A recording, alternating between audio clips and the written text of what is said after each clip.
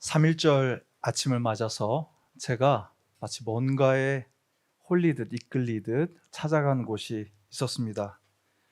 정동에 가면 배재학당 역사박물관이 있는데 한번 가보셨는지요? 그 역사박물관에서 정동교회 쪽으로 내려가다 보면 세워진 지 얼마 되지 않은 조형물이 하나 보입니다. 제가 거기서 사진을 찍어 왔습니다. 한복을 입은 한 여학생이 등불을 비춰주고 교복을 입은 다른 여학생은 뭔가를 찍어내고 있는 상입니다.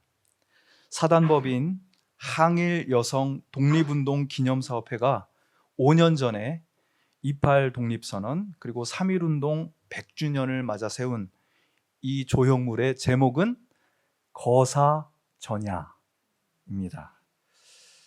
여러분, 이 두 소녀가 밤늦게까지 찍어내고 있는 이 글이요, 대한독립 여자선언서입니다. 조심스럽게 한 장 한 장 쌓여가고 있는 선언서는 내일이면 수많은 사람들의 손에 들려져서 세상에 퍼지게 될 메시지였습니다. 저는 일부러 시간을 내어서 이 대한독립 여자선언서를 꼼꼼히 읽어보았습니다. 그 문체에서 정말 도도하고 힘찬 기운이 느껴졌습니다. 제가 그 가운데 한 부분을 읽어드리겠습니다.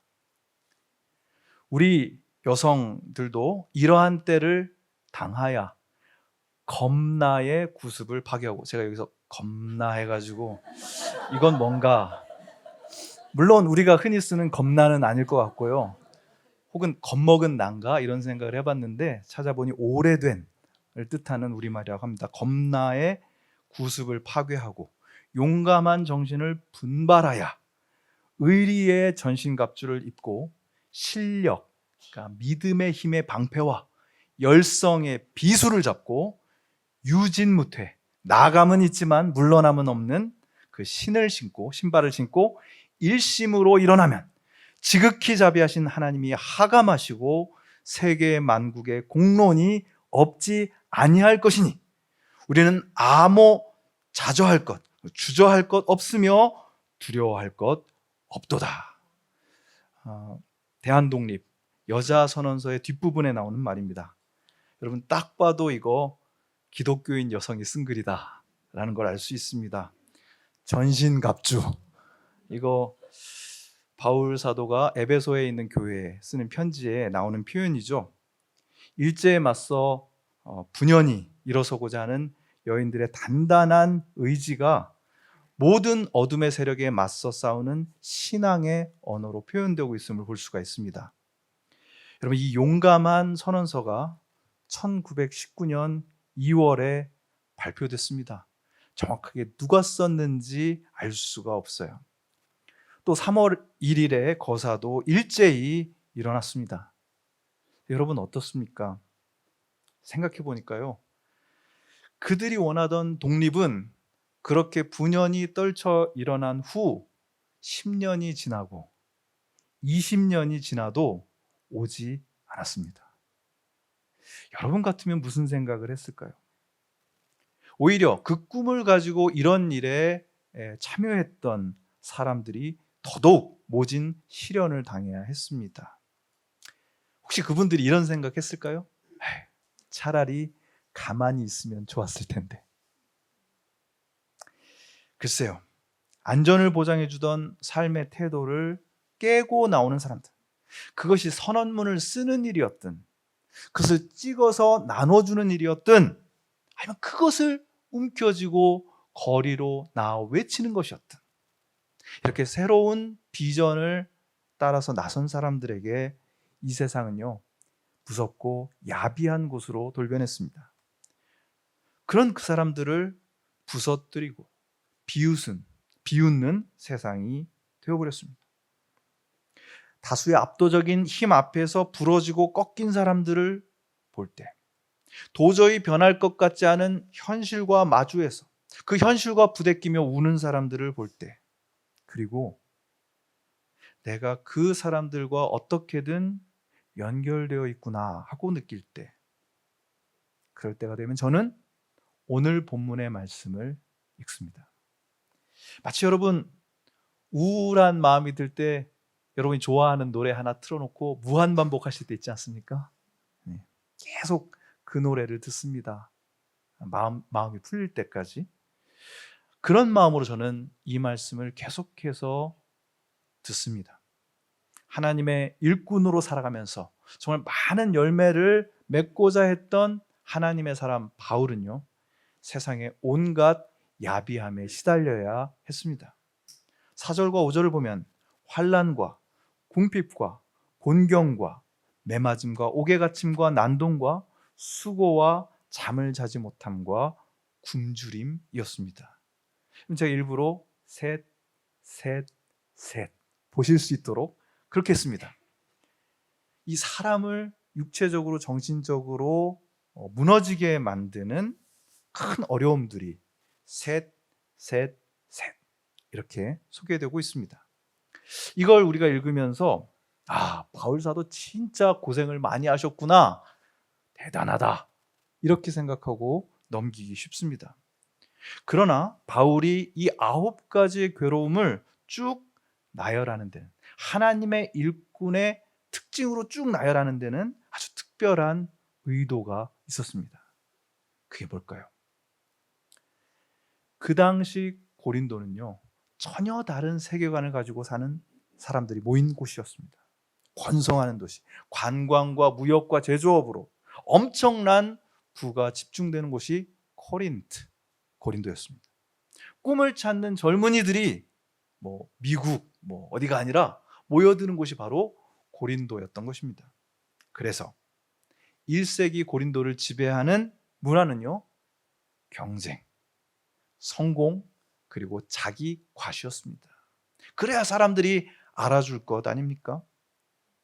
여러분, 이런 고린도 사람들을 향해서 사도 바울은 아주 아슬아슬한 레토릭을 쓰고 있는 겁니다. 자, 사람들이 나를 함부로 때리고 짓밟고 괴롭힌다. 그래서 나는 그 야비함에 아주 그냥 당하고 있는 그런 형국인데, 이런 연약함이야말로 하나님 일꾼의 정체성이라는 사실을 바울이 선언하고 있는 것입니다. 아니, 하나님의 일꾼이라면 더 성공하고 더 강력하고 더더욱 자기의 모습을 세상을 향해 멋지게 드러내 보일 수 있어야 할 텐데, 아니, 지금 내가 보여주고 있는 모습이 하나님의 일꾼의 모습이야 라고 말하고 있는 것입니다. 환난과 궁핍과 곤경, 매 맞고 옥에 갇히고 사람들의 난동에 시달리고 수고하고 잠자지 못하고 굶주리는 거, 이게 하나님의 일꾼인 나의 모습이다 라는 것을 드러내고 있는 것입니다. 여러분, 이런 말을 하고 있는 사도 바울을 고린도 사람들이 이해할 수 있을까요? 아닙니다. 하나님의 일꾼이 왜 저 모양이야? 이런 생각을 했겠죠. 물론 바울이 말하는 하나님의 일꾼의 모습이 이렇게 수동적으로 당하는 모습만은 아니었습니다. 뭔가 적극적으로 하고 있는 모습도 나와요. 6절과 7절에 보면 우리는 순결과 지식과 인내와 친절과 성령의 감화와 거짓 없는 사랑과 진리의 말씀과 하나님의 능력으로 이 일을 합니다. 오른손과 왼손에 의의 무기를 들었습니다. 의의 무기. 또 이것도 바울이 좋아하는 표현입니다. 여러분, 앞서서 대한독립 여자 선언서에도 비슷한 표현이 나왔죠? 의리의 전신갑주, 열정의 비수, 이런 겁니다. 여러분, 이런 무기를 들고 세상을 향해 돌진하면 좀 보란 듯이 확실한 승리를 거두면 얼마나 좋겠습니까? 그런데 이 진리의 말씀과 하나님의 능력과 의의 무기를 들고 이 세상과 맞서는데도요, 뭔가 화끈한 변화가 없습니다. 그렇게 독립선언서를 쓰고 배포하고 함께 외쳤는데요, 세상이 변하지 않았던 겁니다. 눈에 보여야 할 성취 그리고 승리가 없습니다. 세상의 조롱은 계속되고 우리를 공격하는 사람들 사라지지가 않습니다. 그리고 나는 여전히 가난하고 여전히 근심 걱정이 가득한 거예요. 하나님을 믿는데, 하나님 뜻대로 사는데 왜 저 모양일까? 아니, 우리를 보면서 왜 이 모양 이 꼴일까? 근데 바로 이 지점에서 바울이 아주 놀라운 노래를 부릅니다. 제가 노래라는 표현을 썼는데요, 저는 이 부분을 읽을 때마다 멜로디가 느껴지기 때문입니다. 기쁨과 아픔, 죽음과 생명, 서로 하나가 될 수 없는 이 양극을 바울 사도는 자기 안에 끌어안으면서 이렇게 선언하는 거예요. 영광을 받거나 수치를 당하거나 비난을 받거나 칭찬을 받거나 그렇게 합니다. 우리는 속이는 사람 같으나 진실하고, 이름 없는 사람 같으나 유명하고, 죽는 사람 같으나 보십시오 살아 있습니다. 징벌을 받는 사람 같으나 죽임을 당하는 데까지는 이르지 않고, 근심하는 사람 같으나 항상 기뻐하고, 가난한 사람 같으나 많은 사람을 부유하게 하고, 아무것도 가지지 않은 사람 같으나 모든 것을 가진 사람입니다. 할렐루야. 그럼 앞서서 하나님의 일꾼이 견뎌내야 하는 9가지 어려움, 셋, 9가지 어려움을 말했다면, 여기서는 하나님의 일꾼이 꼭 가슴에 끌어안고 살아가야 할 9가지 역설이 나오는 것입니다. 저는 이 말씀을 읽고 또 읽습니다. 여러분도 그러셨으면 좋겠습니다. 저는 이것이야말로 하나님의 일꾼으로 살아가는 사람들의 아이덴티티, 정체성이라는 생각이 듭니다. 그래서 저는 이것을 9가지 역설의 선언서, 이렇게 부르고 싶은 겁니다. 이 선언이 여러분의 삶의 고백이 되기를 축원합니다. 그리고 이 고백이 이 세상과 또 사람들의 그 어떤 야비한 말과 공격에도 여러분 지지 않고 그것을 뚫어낼 수 있는 힘이 되기를 간절히 바랍니다.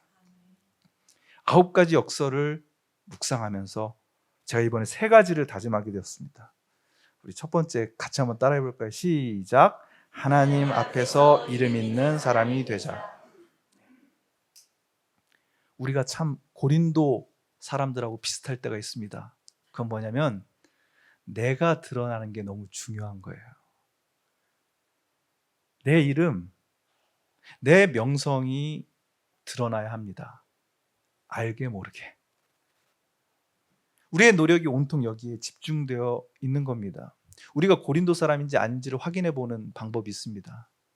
누군가 우리의 이름을 들먹이면서 나쁜 말을 할 때, 우리 이름에 스크래치가 날 때 우리는 그걸 못 참습니다. 고린도인이라 그렇습니다. 그게 전부인 줄 알고서 부풀어올 때도 있습니다. 뭔가 사람들이 내 이름을 거명하면서 좋은 얘기할 때. 그러나 여러분, 하나님의 일꾼은 이 세상에서 이름 없는 자로 살아도 개의치 않는 줄 믿으시길 바랍니다. 하나님이 그 이름을 불러주시기 때문입니다. 여러분, 어떠한 일이 있어도 하나님이 여러분의 이름을 불러주는 것을 경험하기를 축원합니다.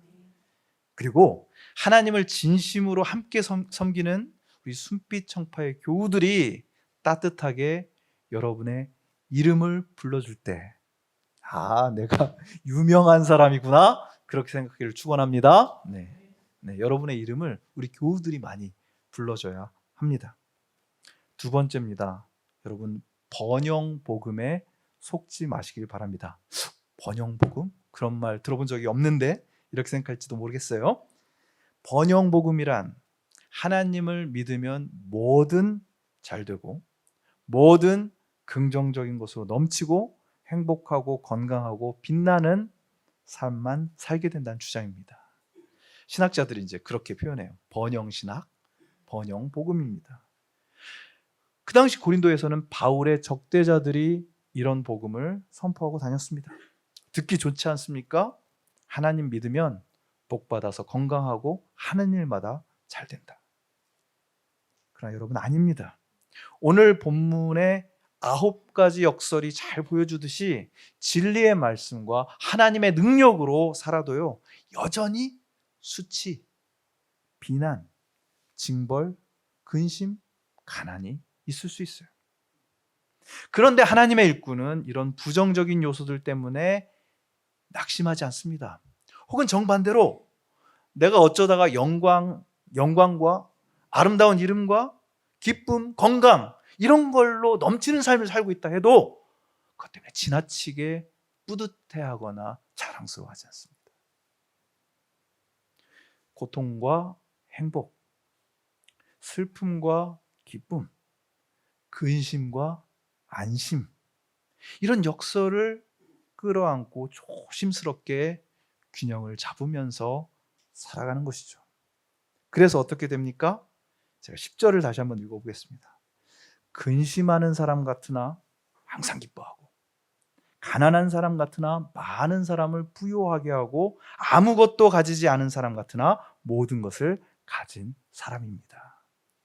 여러분 여기서 저는 가난한 자 같으나 그 다음에 이게 나와야 될 것 같아요. 부유하고.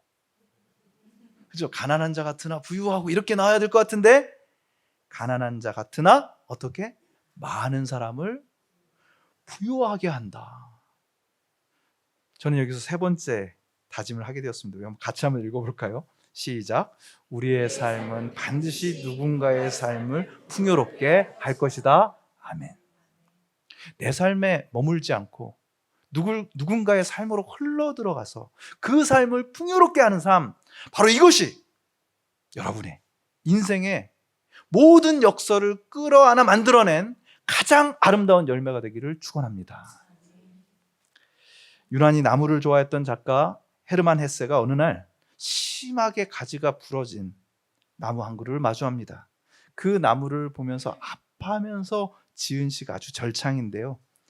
이렇습니다. 나무야, 그들이 널 어떻게 잘라놓은 거니? 너 어찌 그리 낯설고 이상한 모양이냐? 100번이나 혹은 얼마나 많은 아픔을 겪었기에 내 안에 반항과 의지 말고 다른 게 없단 말이냐? 그리고 공감합니다. 난 너와 같아.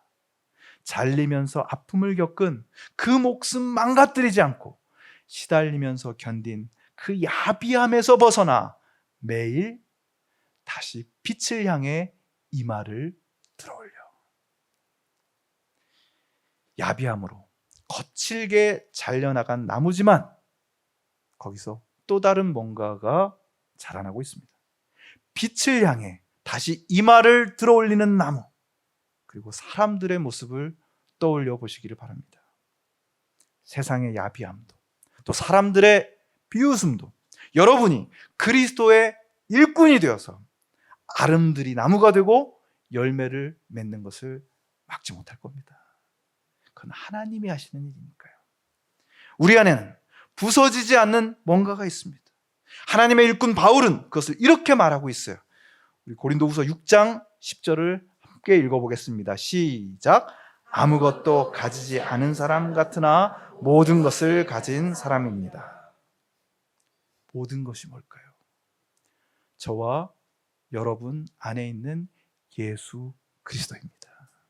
우린 그걸 믿는 사람, 예수 그리스도의 복음, 그것이 있으므로 여러분, 우리는 온갖 아픔까지 끌어안고 머리로 이해되지 않는 역설을 끌어안아서 이 세상의 혼돈을 사랑하며 회복시키는 삶, 2024년에도 기어이 푸른 잎사귀를 내는 삶, 그리하여 나와 다른 사람을 부욕해 하는 삶을 사시기를 우리 주 예수 그리스도의 이름으로 축복합니다. 주신 말씀 기억하면서 거듭의 기도를 드리겠습니다. 주님, 경쟁과 성공과 자기 과시를 추구하는 세상에서 우리는 고난당하신 예수님의 십자가를 바라봅니다. 그 주님을 바라보면서 환난과 핍박을 기꺼이 감당한 사도들, 그리고 우리 결의 신앙의 선배들을 기억합니다. 나를 위한 삶이 아니라 예수님을 가슴에 품고 전하는 삶, 그래서 어처구니 없는 공격과 비난과 조롱을 당하는 삶도 이겨낼 수 있는 능력을 허락하여 주시옵소서. 주님이 주신 사랑, 주님이 주신 자유가 내 인생의 최고의 보물임을 마음에 새기고 주님 앞에서 유명한 삶, 세상의 성공과 성취에 목매지 않는 삶, 고통 중에 있는 많은 사람을 부욕해 하는 삶을 걸어가게 하여 주시옵소서. 우리의 목자 되시는 예수 그리스도의 이름으로 기도하옵나이다. 아멘.